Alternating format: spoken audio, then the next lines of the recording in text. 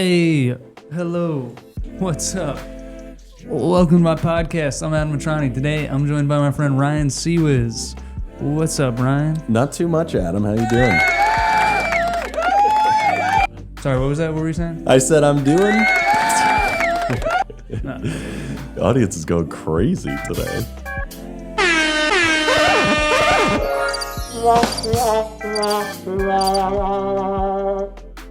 I'm doing good. We're just having some fun here. We're just having some fun. And yeah, so Ryan, why aren't you more famous? Let's start with it. Usually I end with the question. Let's start with it today. I don't know. I don't think I've never.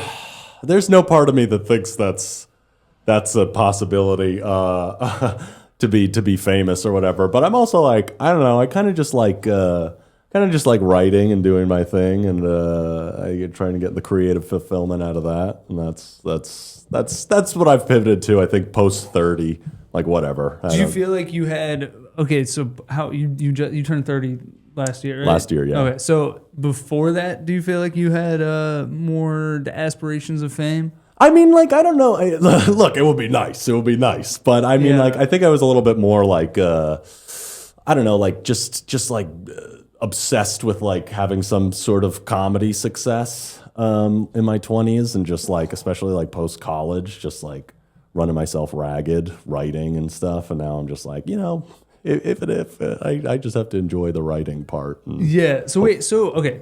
You went to college. You studied film. I did. Where'd you go to school? Ithaca College. Okay. And I see, baby, the Bombers. That's the mascot. That's the mascot. Terrible mascot. I know, it's crazy because like it's supposed to be like a B-52, like the plane, like a World War II plane, but like great band. Yeah, great band. But it's like I have like a T-shirt. I bought a T-shirt I didn't realize had writing on the back, and it's like Ithaca on it, and on the back it just says Bombers, and like I can't wear that in public anywhere. Yeah, it's not. No. Not these days. No. In this political climate. So you studied film there. What did you want to do? Did you want to do comedy? Like, I've always wanted, like, the goal has always been, long term, the goal has always been to get staffed in a writer's room for a TV show. The long term goal was always a late night show. It seems like those are kind of dying off now, so I don't really know. And I don't know. It's that, that was always what I wanted to do. So, I studied screenwriting and wrote a bunch of scripts, and now they sit on my hard drive. Any of them that you want to make? I don't know if I don't. I have a couple features. I have I have a short that I wanted to make at one point, but it's expensive to make movies. It's expensive. You got to take time off too, but that would probably be something I would like to do. What is it? It's about I started writing it as a feature too. Like, I'm trying to expand it, but it was about a comedian or a guy who gets crowd worked by a comedian. He makes fun of him, and then the guy kidnaps the comedian so they can workshop a comeback to the joke. Oh, that's pretty funny. Yeah. That one's fun. It's kind of like a king of comedy thing. I have one. I never really wrote it, but I like wrote out like the idea of the story. That's kind of similar, where it's about like a Jimmy Fallon type, and this guy that goes to a taping, and then he hates it so much that he decides to plot to murder Jimmy, and it's just called Jimmy. That's just the name of it, and that's the name of the show. So it's like, oh, which Jimmy is it? But it's Jimmy. And I had this idea after going to a Jimmy Fallon taping and just being like, wow, this is some of the most talented people alive being bored at work. And so then he becomes a writer or something on the show, and then it's hilarious. Yeah, that's awesome. I love that. The tapings can be kind of brutal. I lived in LA I studied for a semester in LA when I was in college, and they took us to a taping of One Day at a Time. It was like a Netflix reboot, like a Norman Lear Okay. sitcom reboot from like I don't know, maybe like 10 years ago at this point. But like I remember it was like fully like 5 hours long, and they're doing like crazy, yeah. and they're doing the same takes over and over. So you're like you go like ha ha ha ha ha. Ha, ha, ha, ha, They have the applause sign. yeah, it is like that. But I did that, and I had a really bad experience. One, because like I had some sort of mouth thing going on. I like underneath my tongue, I bit something, and it just like all swelled up. So it made like it was incredibly painful. And therefore, like around like hour 3, they pass around Subway sandwiches to all of us, and they were just like they were like smushed and wet. And I remember just sitting there, and I couldn't eat it too fast because like it was irritating my mouth, and I was just sitting there like, oh my god. And then the warm up comedian too was like, he was really trying to like push the envelope, but it was all like my college group, so it was like all college kids. So nobody. He was just. What was he doing? Because I feel like isn't warm up supposed to be like pretty tame? It's supposed to be tame, but he was just like I don't know. He was. I think he just like do like vaguely misogynistic stuff, you know. Okay. You know what I mean? Like stuff where you're like, oh. Just being like my dumb bitch wife, and it's like we're 20. But you didn't see yourself as being like, oh, I'm gonna, because you're wearing the shirt you're wearing. It says a Martin Scorsese picture. Which what is there a picture on the back? There's a bunch on the back. Should I turn the camera? A full list of. We got Mean Streets, Can't Comedy, Goodfellas, Casino, Taxi Driver, New York, After Hours, and The Irishman. How many of those have you seen? I've seen all of them except for New York. New York's a little hard to track down. Yeah, is that available anywhere? No. I got to get the physical. That's the only way. Are you a physical media guy? Not really. I used to be. When I was in college, I was very into vinyl. Nice. And then when I moved to New York, I realized there is not enough space to have it here. And so I have like 10 records here, and I have a record player, but it is slightly slow, so I can't. It's just used as a Bluetooth speaker. Okay. But it looks cool. But I don't have most of my vinyl here, and then DVDs. I do have some, but I've never been like you're a physical media guy. I mean, I am. I don't have like a huge collection or anything, but I like to like if something like if something's hard to track down or like doesn't really go on streaming, I like to own something like that. I think for me, part of it with vinyl was like that being able to see the album art up close, you realize like how intricate and detailed it. Because like when you're just looking at it, when it's like a thumbnail on your phone or your iPod or whatever, it's like iPod, what is this, 2011? If it's on your phone, like it's just this small picture, and you don't really appreciate how much work went in. Yeah, totally. Where it's like the album art by itself is a piece of art. Yeah, you know, and we're like not even appreciating that in any way. So that's one of the things I like about records, and I guess it's the same with DVDs, I suppose. I remember as a kid, and definitely in my parents' home, there's a lot of VHS and DVDs from when I was growing up. Nice. What first got you into film? I don't know. I always liked it. It was always, I don't know, thing that I like. When I was younger, in 2007 when There Will Be Blood came out, I was in 7th grade. So what's that, like 12? Yeah. Around there, 12, 13 maybe. And I begged my mom to take me to see it. And like it's just like there was nothing in that for a 13-year-old boy. There's like Did nothing. you like it? I liked it, but it was also like it was like, you know what I would do when I was younger? I would watch stuff like that. I would watch like these like old movies. I watch like Apocalypse Now or like The Godfather or something. And then it'd be like I'd be like telling myself like, this is good, I like this, but like I just didn't have the life experience to understand where any of these characters are coming from. Yeah, it's interesting. I still haven't seen There Will Be Blood. It's good. I rewatched it recently. Some say I look like Daniel Plainview. I have heard that, and I think it. I was watching the SNL sketch recently. You know, the one where Bill Hader, I drink your milkshake. All the way over here. I drink your milkshake. I drink your semen. I drink it up.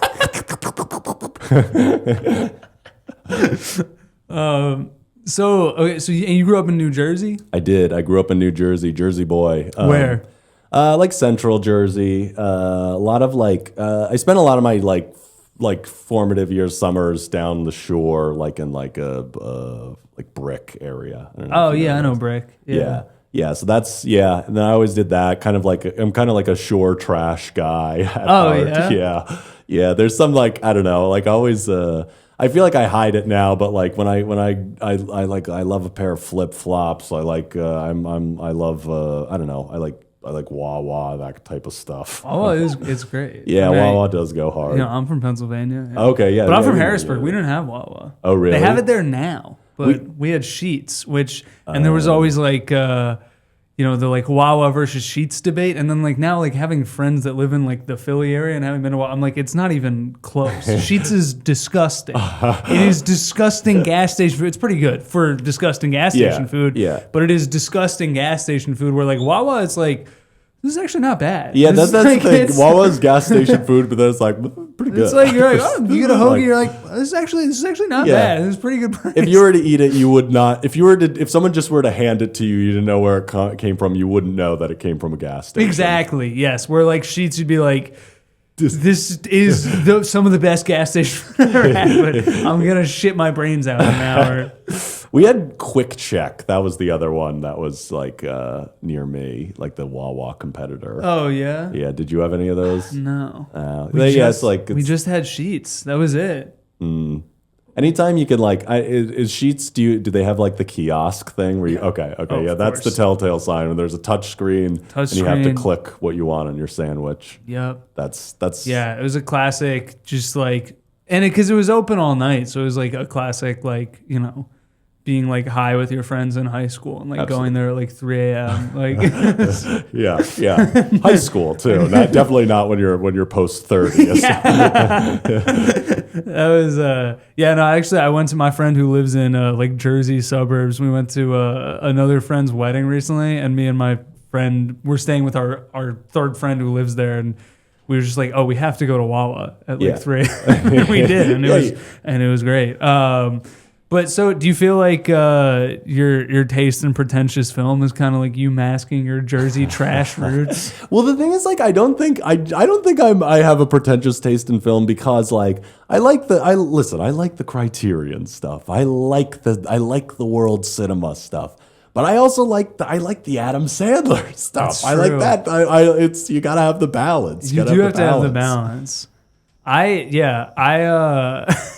It's actually reminded me of, I remember in college, like freshman year, like talking to a girl and just being like, oh, like, what's your favorite movie? And I thought she said Step Brothers, but I don't remember what she said, but it was like some like French New Wave film. And the title, I think it was like Loud. And I thought and I was like, oh, I love that movie. I'm a big Will Ferrell fan. She was like, Will Ferrell is not in that movie. I was like, what? Did you not say Step Brothers? That's also like, I feel like too, when people like, they ask your favorite film and then you say like, I don't know. I'm not going to whip out the deep cuts if I'm just talking to someone. You know what I mean? Okay. So what are your deep cuts favorite films? I don't know. If I was gonna say a deep cut one that I really like, I would say like La Jetée, which is like this. It's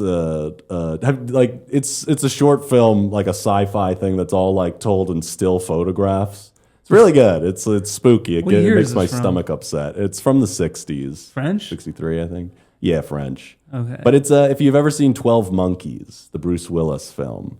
I've heard of it. Okay, it's like a kind of a remake, an American remake of it. Oh, okay. Yeah. All right, and then what would be, if you didn't want to have a deep cut, what would you say? I would say, I don't know, like After Hours is a big one for me. I like Royal Tenenbaums a lot too. I like The Graduate. That might be that. I feel like great. Yeah. I feel like that's a good like favorite movie. The Graduate's a good choice because I feel like something like that'll kind of like it kind of appeases everyone. Yeah, where it's like you got your like nerdy film crowd, they'll be like, oh, okay, good choice. And then you got like it also, but and then to other people it'll just be like, oh, I've heard of that. That makes you sound smart. Exactly. Yeah. What made you want to study film? Because I also studied film. I don't know. I think it just was like, I was like, well, like, I like watching these things. I would like, if I have to pick something to do, I would probably like it to involve these things. And I was like, I don't know. I don't know. Film's good. Film's fun. I like it. But I was also, I don't think I really thought through what exactly I would do with a film degree. I was like, well, I'll be a writer. I don't think anybody that studies film thinks through what they're going to do with it. If we did, we wouldn't study film. Yeah, dude. But the thing, it's conflicting because it's like, I definitely really enjoyed my undergraduate experience. I feel like I learned a lot and I really enjoyed learning what I was learning about. But I was also like, now I'm like, I don't know, so much that it has helped me in terms of landing a corporate job. I completely agree with that. Yeah, but I think too, like, if you're like studying film too, I think there's like, at least maybe this is just for me, but I think like subconsciously I knew that I didn't want to do a corporate job, and like when I've been in those roles and I just don't fit in there, or it just feels at odds. So what corporate jobs have you had? I had, I don't know. I had like my most corporate job. I had one where I was like managing YouTube channels for brands. And that feels like the most like normal fake job. You know what I mean? Yeah. Like a Midtown Manhattan fake job. It like does not really benefit anybody except for these like whoever owns the company. That, and then my first job out of college. My first job out of college was actually pretty awesome. I worked for the company that was like they owned a bunch of like sports streaming apps. So I would just like watch sports, and then when something went wrong with the streams, I would let someone else know, and they would fix it for me. That sounds awesome. It was really cool. It was really cool. The sad thing too was though, it was like even then, because the shifts were like late, so it'd be like 4 p.m. to 12 a.m. So there'd be like no one else in the office except for like the people, the night crew. And even though my only job was to watch sports, I would like pull up movies and just like watch TV or stuff. Well, that's like even maybe it's a personality type where I'm like, because even like I studied film in college partially, for the same reason of like, well, I already enjoy watching movies and I don't like school, so I might as well just watch movies for school. Yeah. And then even then I'm like, I'm not going to watch this movie. I'm assigned. I'm like, that's my homework, and I'm still not doing the homework. Yeah. It's just when it's something you have to do to take some of the enjoyment out of it. It's like the Mulaney has the bit about how he studied English, and he was like, I got a diploma for reading books I didn't read. What else were you into as a kid? Like, did you have like other creative pursuits before doing comedy? Yeah, I mean, like I was all, like when I was younger, I was like drawing was kind of the big thing, and like cartoonist stuff. But and I would like kind of, I don't know, I would like write and like make like comics or little like books and like illustrate them. But I think it was more like, I think I still sometimes do some drawing stuff. Sometimes I do it if I can incorporate that, and because I like when I do a comedy thing, I kind of like doing everything a little bit, which is not really, I don't know, like I did a thing like 2 years ago, the like animated part of it. Yeah. I don't know, it's that thing with the washing machine. There's like a guy in my washing machine. He's like a cowboy. Oh, now I remember that. Yes. Yeah. It's okay if you don't too. I do. Once you said cowboy in the washing machine, I remember it. Yeah. Yeah. So yeah, I don't know. I always like drawing, but the writing I think was the main thing. My parents were very encouraging of me being creative. Same. Yeah. I couldn't. They didn't let me play video games when I was younger too. Yeah. They were like, this is gonna stunt your creativity. And I was like, no, it's not. But honestly, I'm glad that they didn't. I think that they're right, because even now I'm an adult and can play video games, and anytime I do, I'm like, I can be doing something better with my time. It is, I do think that's true, but I also think like video games for me is like one of the only ways that I know of to like truly turn off my brain. Like, just like when I'm like, if I'm like super stressed out and I'm just like putting myself into thought spirals, circling around the same goddamn negative thoughts. So I just start like swinging a sword around in a fantasy world. You know what? You know what's crazy that I've noticed with playing video games, where I'm like, oh, finally a way I can stop looking at my phone, because your hands and eyes have to be like occupied. Yeah, in a way where I'm like, I can't look at my phone for however long I'm playing this. Which I am looking at a giant screen. Yeah, it's one screen for another. Yeah, but I'm like, no, it's a bigger screen. That's better. It's better. It's further from my face. So what was the first stuff that you wrote? I don't know. Like I always like, I would do I a lot of like the early stuff was like I would like kind of like.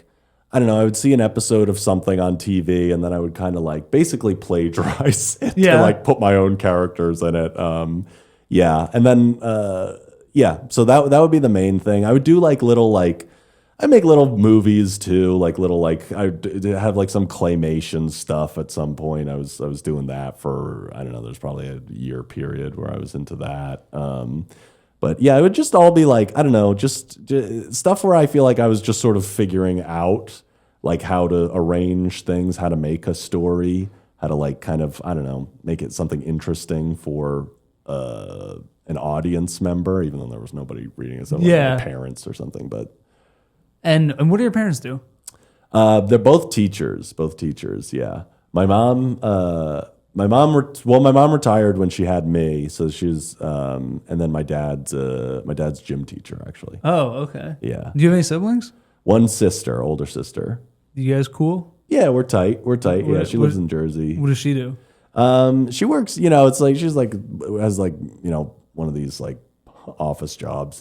Yeah, one of those jobs where you're like, I don't know what she does. Yeah. Classic stuff. And what? So you started doing stand-up after college? I started actually. I did my first one in high school. My first open mic. And that I remember, the way I did. I was. This it's like kind of embarrassing to think about, but like I remember it sounds fake, but it was like in high school I played baseball until junior year. Yeah, so I was a former varsity athlete. Okay. What position? First base. Okay. First base. Yeah, the long limbs, the stretching out, make some good plays over there. I also think it's made my reflexes so fast because like if something falls out of the medicine cabinet, I could usually catch it before. Yeah, I could do that, but pretty useless overall. But I stopped my senior year because I wanted to be in the stage crew of Legally Blonde, our high school production. And the main reason, really a Troy Bolton situation. It was a Troy Bolton situation. That's literally but not even to be like just to be in the stage crew. Just to be in the background. Yeah, I was too nervous. But that's also the only reason I know how to use a power drill now. Oh because of stage crew. So funny. But I was and I only did it too because I heard that there was an alcohol party at the end of the play that the cast and crew was invited to. So I was like, okay, this will be at least one alcohol party I get invited to. I'm doing this. So yeah, so then that's how that happened. But there was one day when there was like during rehearsals, everybody they was like taking a break or something, and I was like messing around on the microphone, and I feel embarrassed to say this, but I picked it up. I said, okay, who's ready to laugh? And then like there was like enough people, they went like woohoo, and then I was like, all right, I guess I got to give them a show, and I genuinely can't remember anything I said. I'm sure nothing had true punchlines or anything, but it somehow did not go horrible enough in my mind that I didn't. It went well enough that I kept doing it. So then when did you go to your first open mic? So that was then like probably a couple months later. Actually, okay, so then I do that, and then I go to my first open mic in my local library. I go to the library, do my open mic. I do like 7 minutes or something to complete silence. I did to complete silence, which it is a library. It is a lot, yeah. Some of my jokes I would go shh. But it was not an organized open mic. You just brought in a microphone into the library. Hey, everybody, and they were too polite to make you leave. No, it was an organized affair, yeah. So then I did that, and then I was like practicing material because I wanted to do this talent show for my high school, and I practiced my material for that. I do the talent show, and the talent show I don't win, but it's very much like a Rocky Balboa victory at the end of Rocky One, where like I lose, but everyone's like, wow, that he made it this far, yeah. So that's and then I started going in New Jersey is Stress Factory. Yeah. Did that. So that club, I would go to that open mic there. Everybody, there was a scene there. I never broke into that. But it was those were some of my worst bombs of all time. Oh, do you remember because you have very much you have a very like absurdist style on stage with it's like a real persona. Were you doing? Was it that, or was it very different when you first started? It was a little more grounded, or it was a little more like autobiographical than I am now. But it was like there was still like the like absurdist stuff, and like I still had that like. Do you remember any of the jokes that you were doing then? I think I genuinely don't. I think I had one about like I had one about I don't know about looking weird. I think I What don't did you know. look like in high school?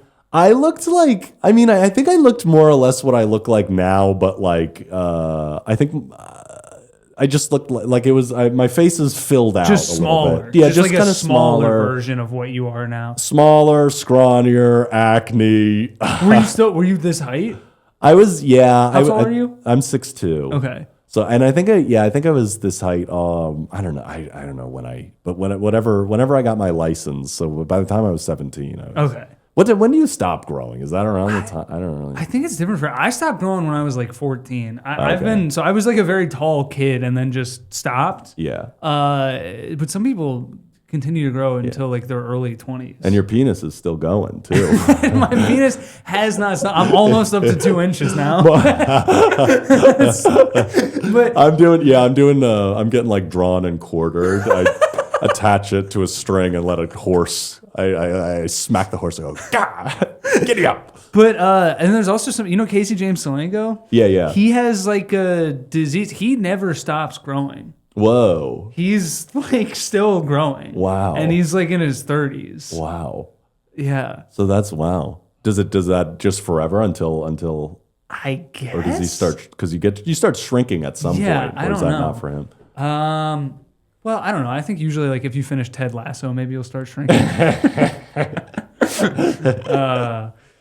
Apple TV, sponsor this. But okay, so do you remember what you were more autobiographical when you first started, which is funny because I feel like a lot of times it goes the opposite direction. Yeah, I think I don't know. It was like, it's hard to tell like when you're that young too, you don't really have anything to say. No. Yeah, and it is like, I think like kind of when you're like younger, you're like early 20s, whatever, it's like you're kind of just like more figuring out the rhythm, how to write a joke, how to feel comfortable on stage. But like most likely, I mean, there's exceptions for sure. There's exceptions. But I started when I was 20 and I got laughs. Like the first open mic I did, I got laughs. Like I was funny, but I don't think I knew how to write a joke for like the first year that I was doing stand up. I still sometimes feel like I have no idea how to write a joke. It's just like there's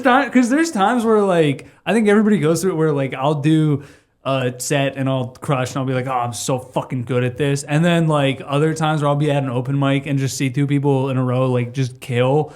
And be like, do I know how to do this? Yeah. How have I been doing this for 8 years? I don't know what I'm doing. But yes. There's so many times I'm at an open mic. I go up there, I do my thing, I sit down and I go, am I the least funny person in the world? Surely I must be. I'm at least the least funny person in this room. Perhaps the world too, though. Yeah. So, okay, but so what were you talking about? As like you were 17, 18? I wish I could find my thing. There must be a video of it somewhere. But I mean, like, I went when I was in college, so I did stand up in college too. We had like comedy club, and like not like a club, but like a student organization type club. We had comedy club, we had stand up club.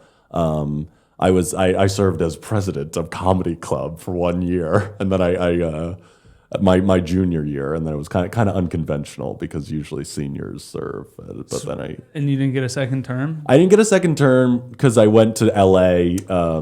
The first half of my senior year, and then there was a coup of sorts. Who succeeded you? Chris Petak is Alex Petak's brother. Yeah.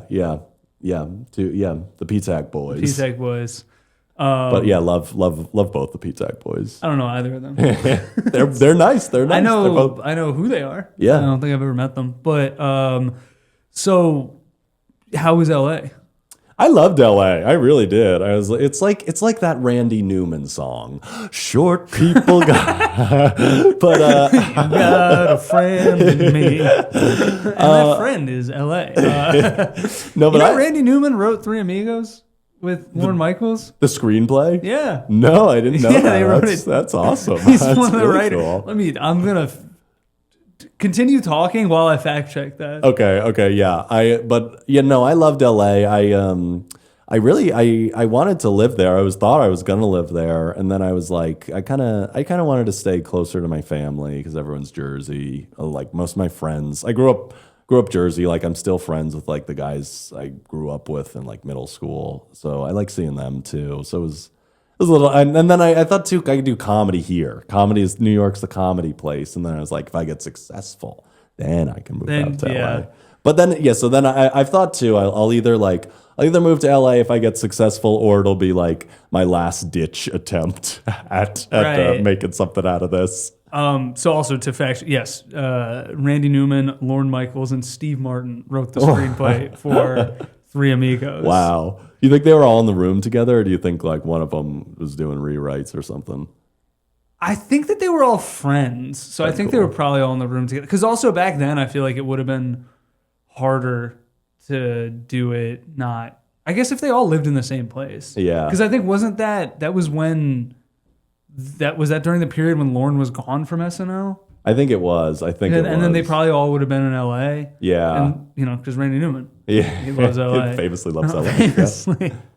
And hates short people. Hey, who amongst us, huh? You telling me. So, baseball. Explain it to me. There's how is it? So there's 9 innings. There's 9 innings. That's correct. Well, I did. Well, then I think I took the 999 challenge recently. You did, yeah. And how successful were you? Explain the 999 challenge for the listener who is probably just my mom. So it's 9 innings of baseball, and every inning you're supposed to eat 1 hot dog and drink 1 beer. So you drink nine hot dogs, 9 beers, 9 innings. That's and it's and part of it too is the pacing of it. You have to have it. Sometimes the innings are short, right? And sometimes they're really long. Yeah. So that's kind of part of it. I did it, and I was I posted a video about it too. I drank the 9 beers. I did that, but I topped out. I think I ate 4.5 hot dogs, and I was like done. It was 9 hot dogs is a lot. 9 hot dogs. A lot. Yeah, 4.5 is a lot. And but I posted this video on it, and there's so many. Every other comment is like, this is supposed to be a challenge. Excuse me. And then also like I see a lot of stuff where it was like. How is bro this drunk off of 9 beers? It's like that's a lot of beers. All the alcoholics are on there. Like it is because I don't really drink anymore, especially beer, and I feel like that would be the hardest part. But then 9 hot dogs is also like a disgusting amount of hot dogs. Yeah. I think it's the combination of the two. I think each one into 9 hot dogs or 9 beers, I think individually.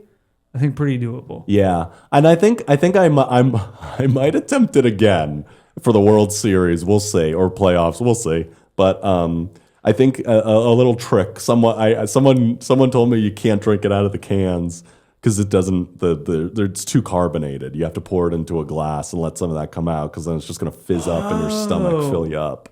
Interesting. I also learned I didn't do this, but I got a hack from professional eater LA Beast. When I was at Sopranos Con a few years ago, there was a cannoli eating contest.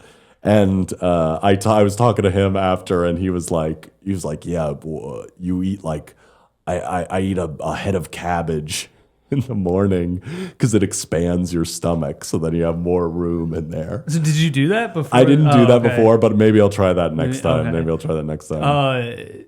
Soprano Con. When did you go to that? That was, let's see, it was pre-pandemic. I think probably 2019. I went there. I think. Did you participate in the cannoli eating contest? No, it was like it was honestly, it got kind of co-opted by Barstool Sports. It's kind of wild. Of course it did. That sucks. It was like they unless they want to pick up this podcast, in which case that's awesome. Yeah, Mr. Portnoy. Please, Mr. Portnoy, I need money. Yeah, so they kind of came in and they kind of took the reins on it, but it was funny. It was like there was I don't know, it was Sopranos Con was wild. Me and my friend got in for free because we emailed and we're like, hey, we're writing for our school paper about the Sopranos Con. Could we get a press pass? But you weren't even in school. No, I was long. Full lie. I did the That's- same thing for Westminster Dog Show. And did you get it? Yeah, Wait, yeah. that's actually a great idea. I might start doing that. Yeah, I can't recommend it enough, to be honest. Because who's gonna care enough to check? No, yeah, and like what also, like, if you have your student ID from school too, you show Right. that. They don't have years on them usually. I mean, my student ID now, I can't really use it because I look completely different. It's very obviously a man from 12 years ago. Yeah. There's a 10-year statute of limitations on it. So okay, but baseball. What made you fall in love with baseball? Well, I don't know. My dad really likes baseball. He coached me a little bit when I was younger. So that was always that was an area for bonding for us too. So and I guess it's kind of sort of family. My friends were doing it too. So it was like that's most of my, like, I mentioned, like, my hometown friends, like a lot of them I made through baseball too. How did they feel when you quit the team? Most of them honestly by that point had stopped playing as well, because I think around high school is when some of us got cut, and then a few of us kept going, and then Were you good? I was I was all right. Yeah. I was like I was still kind of scrawny back then. I mean, I'm kind of scrawny now, but I got a little tone on me now. But I think because I didn't like lift weights or anything, and like it started to become like there were kids that were, and then it was like just like it felt like they were kind of pulling ahead, and I was like kind of staying stagnant with my skills, which is fine, but I was like, all right, probably is time. And then also the summer before, the guy who was going to coach the varsity team, I did like a summer league with him, and I just rode the bench the entire time. And I was like, all right, am I gonna ride the bench for the entire baseball season, or am I gonna go to an alcohol party? Yeah. with There were the no theater baseball kids? alcohol parties? There probably were. I was invited. Yeah, I'm sure there were. I'm sure there were. But that was like, yeah, they were a little. The baseball guys. What the top of the pack for athletes was like the lacrosse kids in my high school. The lacrosse kids kind of ran shit, and it was they were and baseball was. So it was a white high school. actually it was fairly diverse. Okay. That team. Yes. So how would you rank the sports in high school? So if lacrosse is one, and then Probably lacrosse. Maybe our football team probably, actually. I say the footballs, but I feel like that's also kind of just how it goes in high school. Yeah. Football's and then it was I feel like part of it's because the season's so short and the games are always on Friday. Yeah. So it's like it's just such a fun social thing where, like, my high school, we had a really good basketball team, But the games are just like all throughout the week, and it's all like spread out. So it's like we'd go to some, but it's like football games. It's like Friday night football. It's like it's just a thing to do. Yeah, and totally. I just remember like getting high before football games with my friend, and then just being like, nobody knows I'm high, and it's like everybody knows that you're high. I remember just the amount of times that people came up to me, they're like, "Are you okay?" I was like, "Well, people really care about me." I'm like, "No, I'm making a fool of myself." Like, no, I'm fine. This is how my brain is supposed to function. Don't worry about it. But yeah, so my brother was very good at baseball. I could never get into it. I only played 1 year. I played in 4th grade. I don't know if I've talked about this on the podcast before because sports do end up coming up a lot. But I was so bad at baseball that there was only one time where I got the game ball, and I was in left field, because nobody hits it there when you're 11, and I'm like, I was like one of those kids. Like I just had a vivid imagination, and like I'm like not even paying attention to the game. I'm like pretending I'm Frodo. I'm like, what would I be doing if I was Frodo right now? And then like the one time that I got the game ball, it was because ball hits me right in the chest. I fall onto the ground. Ball falls into my glove. We win the game. And I don't even know that I caught it. I don't even realize until after the game that I caught it, and that's why they gave me the game ball. I thought they just felt so bad for me because I got hurt. Like I thought they were like, "You got hit with the ball, it's your ball now." But it's like, "Oh no, I accidentally made a game-winning play." That's so funny. Did you bruise up after that? Did it leave a mark? Or I don't think so. I don't remember. Yeah. I don't think so. I think it was just one of those things where like it just like knocked the wind out of me. And and also like how like when you're a kid, the most minor injuries like in the moment like it's so like visceral and you're like, "Oh my God, I'm dying," and it's like, no, you got like a little bruise. Yeah, like, yeah. I don't even think it left a mark. And then, but yeah, my brother was very good at baseball, and so we went to different schools. He went to a private school. I went to public school, and my 8th grade math teacher, he was our high school's baseball coach. And I remember my parents like went to like parent teacher conference, and they were like, "So how's like Adam doing?" And he was like, "Oh, he's fine." I wanted to talk about Ruben. Why is he not going to Susquehanna to play baseball for us? Like, it's really not what we want to talk about. Was it just baseball, or do you play anything else? He played basketball and soccer as well. And then I also played basketball, but not for my school because we were too good. There were no white people on the team. So I played for the JCC. Nice. That's nice. And I've said this on the podcast before, but it's I think it's worth repeating that I hold the record for most technical fouls in both season and career at the Harrisburg JCC. That's so funny. Is that you're and it's still on now? The record is untouched. I assume it's look, we're a very polite people for the most part. It's not there. It wasn't like I had like 5. Like that was a lot. Okay, so you grew up in Jersey, and baseball and the movies, and did you play any music? I played trombone for a little bit. I played from like 5th to 7th grade. Okay. And this was I didn't really want to play the trombone. I wanted to play trumpet, or I wanted to play drums. And drums was an immediate no-go for my parents. They said Too loud. no. Too loud. Said yeah. No way, no how. I'm like, all right. So then I was kind of pushed into the trombone because they're like, well, you like even my music teacher, my parents, they're like, you got long limbs, and that's for the trombone. I'm like, all right, I guess. And so I did it, and then like I wasn't very good at it.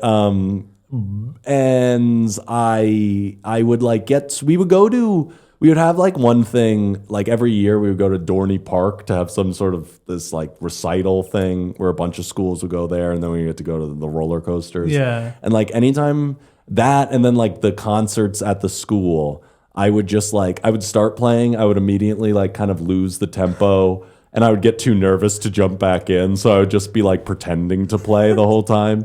And there's two trombonists too, so they definitely knew. It's like just Ryan has such severe stage fright that he could not produce a sound out of his trombone. I played saxophone 4th to 8th grade, and similarly, I think for me it wasn't necessarily stage fright. It was more like an ADD thing where I wouldn't be able to pay attention to like reading the music, and I would just I would start playing like random notes, but playing so softly that no one could hear. Yeah. So yeah, I would do a little bit of that. The soft play and play a really quiet note. Yeah. It's so funny how bad a middle school band sounds, and then obviously there's like those few kids that are like really good, and then they continue, but. Generally, yeah. Generally a bunch of half talents. Yeah. A bunch of people with like vague creative interests. Yeah. That's Absolutely. middle school band. Sorry, I interrupted you. What was the direction you were going in? I was going to say, I also did like, we had like a jazz band too. That was like, I was also like, they just needed a trombonist. So they pushed me into doing that. But it was like, it's kind of horrible because I had to get up. I had to be there at 6:30 in the morning because it was like before school. So it was like it was early. It was I wasn't good. I was feeling self-conscious because I was there. There was literally one before my teacher was like, like the audition for the jazz band's coming up. I want you to audition. You have to audition. Yeah. And I was like, and then I remember the night before I'm practicing, I'm like, I don't know. This is going to be humiliating. I don't know this. So then I was like, all right, I know what I'll do. The instrument's rented, so repairs are completely free. I'm gonna dent my slide, so then I'll fuck it up, and then when I fuck up in the audition, I'll be like, yeah, my trombone's fucked up. So I do that, and I'm like, yeah, sorry, I can't really play so good because of the not because I'm not talented, but because of and then like my teacher was like, okay, cool. Anyway, yeah, you're on jazz band, so just get that trombone there was repaired. No one else. Yeah, it was yeah. And then they converted another guy like a little bit after to being a trombone player, and he immediately got first chair over it. It's just like I don't know that. Yeah. That's so funny. Yeah, I remember. It's so funny the things that you'll do as a kid to avoid embarrassment. I remember I ran track, and during it was the 800. Yeah, so it was the half mile, and I was like embarrassed about like losing to somebody else on my team who I thought I was better than. And so, like, before the last lap, I ran off the track and into the bathroom and then just told everyone I threw up. It's like, as if that's, like, less. And it was just, like, it's just, there's so many things where it's like, this is what you're doing is more embarrassing. Yeah. I had another thing, which this is a story I've told on the podcast before, but where 5th grade Hebrew school talent show, I wanted to play Wonderwall because I just started playing guitar. And I learned how to play that song, but I was too scared to sing and play guitar at the same time. So what I did instead was I rapped and sang a cappella "In the End" by Linkin Park. Oh my God. And I was like, yeah, that's less embarrassing. Like child logic. It makes no sense. Dude, that actually sounds like it might have brought the house down though. I feel like I did all right. I think it's. I don't know. I wonder if there's any video of it anywhere.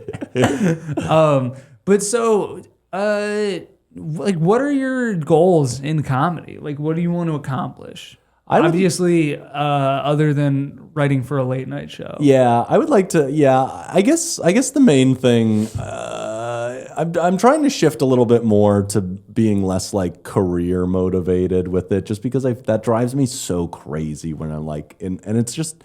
It takes so much of it's out of your control. It's so much stuff where it's like, stuff like where it's either it's up to somebody else to make that decision, or it's an algorithm on social media that as much as we want to pretend like we can figure it out, we don't. Yeah. And or it's something where like, oh, this thing might not exist anymore. Like late night. But yeah, you were saying. Yeah, but it's I don't know when it's like when I motivate myself by like creative fulfillment. That's when I'm making good stuff. If I'm like kind of freaked out about where I'm at career wise, if I'm like, well, I need to like write a new joke to prove that I'm funny, to prove that I can be a comedian, then it's like, all right, nothing. It's not gonna come out right.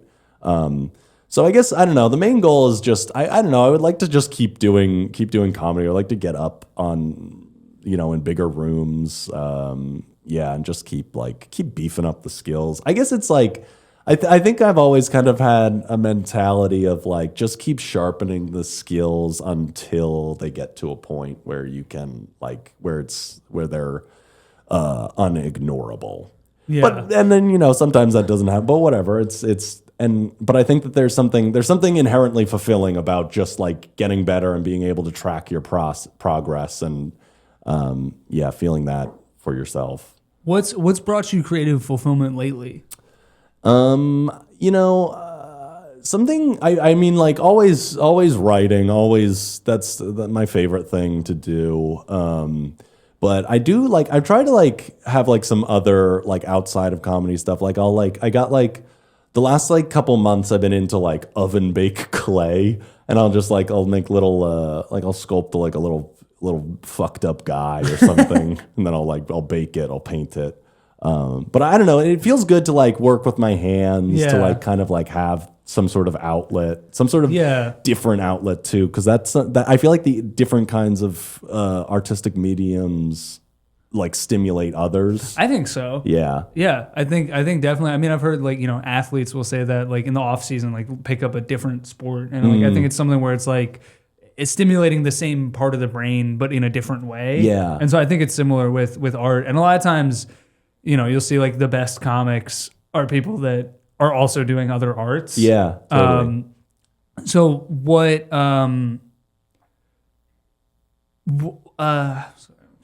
blanked. What? Oh yeah, what? I would love to do Union Hall. If anybody listens to this show, like I gotta be on Union Hall, I would love to do that. That's my favorite. It's my favorite venue in New York. I've only performed there once. It's so cool. Yeah. I'd love to do it again. But yeah, what do you think? Sorry, let me look at my notes. Okay. I'm hitting that. I just like had hit like a lapse in my brain. No, check your notes, brother. What? This page is blank. This is open. This is an open notes exam. Who are your influences comedically? I haven't asked you that yet. Oh, yeah. So definitely, I mean, I feel like sometimes even like to a degree that I feel like performance wise, I think John Mulaney, I feel like I have that. And but also it's like, I used to be self-conscious about that because it was like, Dan Licata too, huge. When I first moved to New York, I would go to a Dan Joe DVD show, the Joe Pera and Dan Licata's show, and I would go there most every week. It was a free show at the time, and like I don't know, I saw Dan Licata. I was like, that he's like absurdist. He's like, so he's like I'm still in high school like that, and like this is the funniest thing I've ever seen. And then I kind of because I'd always had those absurdist sensibilities, so like then I feel like I saw him, and then I was like, okay. And then I started doing like basically aping his style, more or less. But then and then now I think as time has gone by, it's kind of leveled out a little bit where I feel like my voice is now in there. But you're sort of a cross between John Mulaney and Dan Licata. That actually makes a lot of sense. But sorry, go ahead. But who else? Who like early on? What were your first like memories of comedy? I definitely liked the older stuff, or at least like I was like in the same way that when I was younger, I was watching like the old movies because I wanted to feel like I was like I always wanted to feel like an adult. I didn't like I wanted to be like I can experience all these emotions, and so I would like I don't know I listen to like George Carlin, Richard Pryor, and like those I guess were big ones when I was younger. Patton. Patton Oswalt. Who else? Who else would I really like? I mean, Paul F. Tompkins was huge for Ryan. Maria Bamford. Really big one, actually. Yeah. That just how weird you can be. That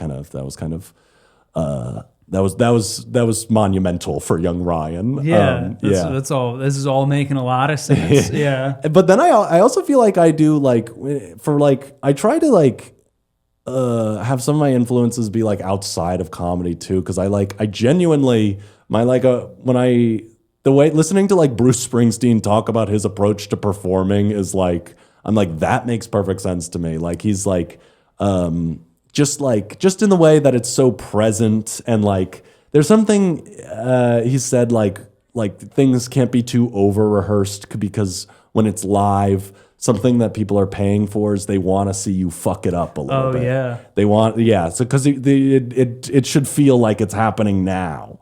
And I really like that. I like his approach to writing too. I like anybody who like, I don't know, I don't see a big amount of difference between like songwriting and like just like sitting down, like novel writing or like joke writing. Like I think it's all like sort of based in the same thing, where you like sit down and I don't know, you wrestle these things out. Yeah. So that's kind of a big one for me. And just also like something with like it sounds, the Bruce Springsteen one though, it's like I feel like the energy he has on stage, I feel like too, is something I've like, especially from hosting an open mic, I feel like I've tried to harness a little bit, where it's just like bringing a lot of energy and also like acting like you want to be there. Well, which is a thing that you do a great job of as an open mic host. Thank you. Especially hosting by yourself at, Alligator Lounge, which like for the listener is not a great venue for comedy. It's a back room of a bar. There's no door to separate it. It's just a curtain, and they're playing loud music. Yeah. And nobody at the bar cares that there's comedy happening in the back room. No. So to be able to create an environment where people want to be there doing comedy and having fun, I think it takes a lot to do that. So I think you do a good job with that. Thank you, dude. Thank you. Yeah, I love hosting that open mic. The open mic, honestly, talk about goals too. Like sometimes I'm like, well, like sometimes I host the open mic. I feel like it's popular enough that I'm comfortable with it, and I'm like, maybe if this is as far as my comedy career goes, just being the host of this open mic, and there's like I have like respect of some people that I respect in this, and maybe that's enough. Yeah. I think you can do more. Yeah, but I think that's a good mentality to have. Yeah. So what is your writing process? I usually, things don't really come to me. It's very rare that I haven't. Do you have ideas that just spring into your head? Oh, okay. That's most of my writing process. I want to hear yours, because I feel like I'm jealous of how you write. Oh, really? Well, mine's sometimes I'll get sometimes something will spring, I'll get a germ of something, but generally what happens is I have to sit down at my computer. I have to just start vomiting something out, and then I can kind of I don't know. It's almost It's almost like sculpting in a way, from a block of marble. You're chipping away. There's something in the middle there that you need to release. So that's kind of how I've always done it. And then marijuana, very helpful for my writing process. Some might say integral to my writing process.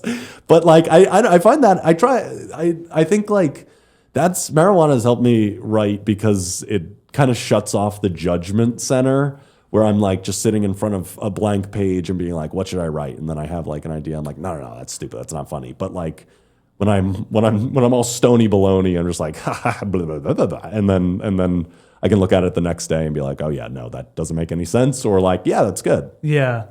So, and that's, do you ever write sober? Yeah, no, totally. I mean, the marijuana, I think, is I like that when when it feels when I feel a little blocked up, I think is really when I use it, and when it really is helpful for me. But I write sober all the time, yeah. Because it's just so interesting that you say that things don't come. You really sit down. Do you sit down with no idea of what you're gonna write, or because so many of your jokes are so silly and absurd that it's it's so funny to imagine you just like, you say that nothing comes to you, but then it's like, how does that come to you? I guess like, I don't know, a lot of it is genuinely like sitting down and trying to think of the dumbest thing I can possibly think of, or like I don't know, some sort of like absurdist lens, or something like, I don't know, looking at things through an absurdist lens of what I'm going through, like autobiographical in that way. I guess like, and that probably doesn't make sense, but like an example. It does. Okay. But excuse me, what's the example you're going to use? This joke does not work. It's not very funny, but I've been trying. I think like something about the idea I think makes sense, where it's like, I've been talking about being single and like how it's a perfect opportunity to like focus on myself and like not date, no romance. And I'm like, well, anyway, that's what I wanted to do. And then I inherited this harem. But like, it's just like, it's never worked when I've told, but it's like stuff like that, where it's like, it comes from a real place. So there's like, I do want to like focus on myself, but there are these like external things that come in the way that sometimes feels like you are out of your control. Yeah. Do you have a favorite joke that you've written, or something you're working on now that you're excited about? I really like I have one joke that's like, I have one joke about like how my bedpan looks like a hydro flask, and then like accidentally drinking my ex-girlfriend's, accidentally mixing them up and drinking from my ex-girlfriend's, but I was hoping it would be piss. I fucked it up, but it's like but I like that one a lot. That one I also use for like, maybe this is why so much of my romance is such a disaster. But I do like when I'm like, if I'm on a date and someone asks me like, what's a joke you do? What kind of jokes? I usually describe that one. Yeah. What's a joke? Oh, you're a comedian. What's a joke you do? I want to drink your piss. But it's hard. It's hard too, because a lot of my stuff is so absurdist, or they're like long. So then I'm like, I don't know. Yeah, I'm sure you've had this happen where if somebody like asks you like, oh, can I hear like one of your jokes, and you like start when they're like, oh, that's funny. You're like, it's not done yet. Yeah, it's like that's just the setup. That's the setup. We haven't gotten to the funny part actually. We got about 7 more minutes of this. So when do you write? I don't know. I generally try to do it. I don't know. I don't have a strict schedule. I usually try to stay in some sort of thing where I'm like either working on a bit, like it. I like to always have like a joke that I'm working on. So like once I get a draft of a joke at a place where I'm a little more comfortable with it, then I'm like, okay, time to write again. Mm-hmm. I'm a little bit past due, honestly. Now I'm between jokes at the moment. How many drafts of a joke do you do? It depends. Sometimes I've had some that have like come out really good first draft and didn't need to be changed that much, and then I've had ones that are like, I did like 8 drafts on this thing, it still doesn't work, or sometimes like it just takes a bunch and then it just looks completely different from the first draft, but now it's this other thing. Yeah, who right now are you seeing that is doing comedy in a way where you're like, I wish I was doing that, or like I can't? How are they doing? Because when like obviously. I feel like every comic has people they look at and they're like, wow, if I could do that, that's comedy. Yeah. I mean, I feel that way with a lot of like, to be perfectly honest, I really, I mentioned Adam Sandler already, but Adam Sandler's stand-up, I think right now is like some of the best work of his career. His last special is so good. Incredible, yeah. And he does like I genuinely, he's probably when we talk about influences, I should mention him, but he's like, I think he does such a good job of weaving out of like very like absurdist cartoony stories into like more grounded things, and then he has like the like songs too. So it like they're like 3 very different types of comedy that feels very seamless as he goes through. So I feel like that's something that I am always striving to get a little better at, the blending between. Because sometimes I want to be really silly, but then sometimes I want to be like I want to let a little bit of truth in, and I kind of like the idea that you don't quite know where the line is, what's true, what's fake. Right. But there should be like some sort of, you need to have like some sort of I don't know, you got to establish some sort of sense of trust too with the audience so that they do understand what's real-ish and what's not. Yeah. And what have you seen lately that's made you laugh really hard? Well, honestly, Eddington really did it for me. I still need to see that. That's for my money, my the funniest movie of the year. I haven't seen Happy Gilmore 2 yet. Haven't seen Happy Gilmore 2. I gotta watch that. Yeah, but I really liked Eddington.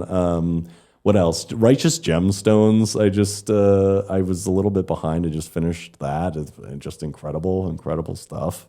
Love Danny McBride too. He's hilarious. Yeah, so funny. Yeah.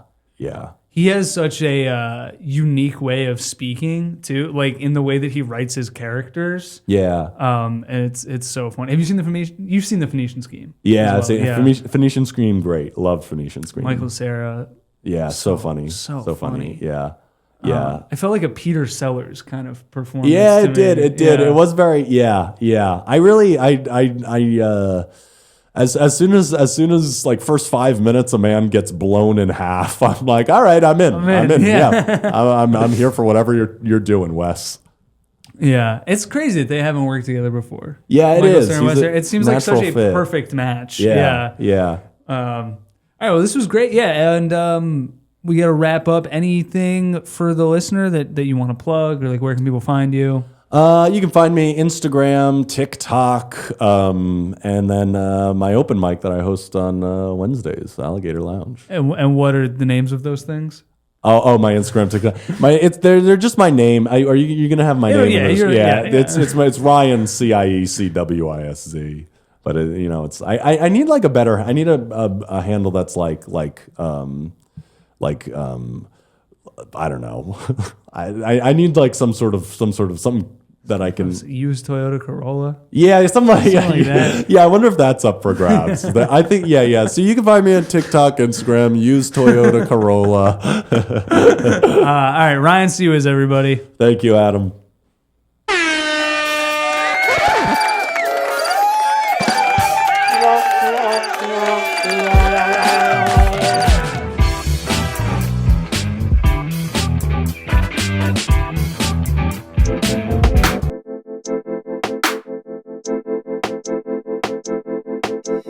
Yeah.